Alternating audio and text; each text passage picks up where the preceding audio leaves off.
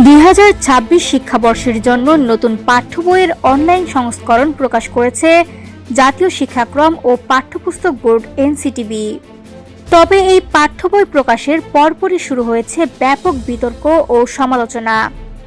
বিশেষ করে ষষ্ঠ থেকে অষ্টম শ্রেণীর বাংলাদেশ ও বিশ্ব পরিচয় পাঠ্য বইয়ে বাংলাদেশের স্বাধীনতার ইতিহাস উপস্থাপন নিয়ে উঠেছে গুরুতর প্রশ্ন। নতুন পাঠ্য বইয়ে বলা হয়েছে, 1971 সালের 26 মার্চ মেজর জিয়াউর রহমান চট্টগ্রামের কালুরঘাট বেতার কেন্দ্র থেকে বাংলাদেশের স্বাধীনতার ঘোষণা দেন। একই সঙ্গে উল্লেখ করা হয়েছে, 27 মার্চ শেখ মুজিবুর রহমানের পক্ষে আবারও তিনি স্বাধীনতার ঘোষণা দেন। তবে এই বর্ণনায় স্বাধীনতার পটভূমি গঠনে বঙ্গবন্ধু শেখ মুজিবুর রহমানের ঐতিহাসিক ভূমিকা কার্যত অনুপস্থিত।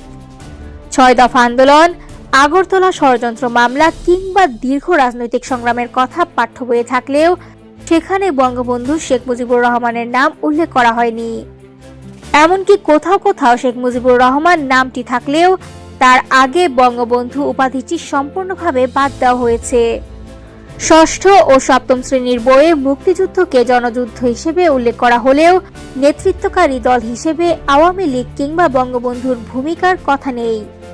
অষ্টম শ্রেণীর পাঠ্য বইয়ে 7 মার্চের ভাষণের অংশবিশেষ তুলে ধরা হলেও পুরো ঐতিহাসিক প্রেক্ষাপট অনুপস্থিত।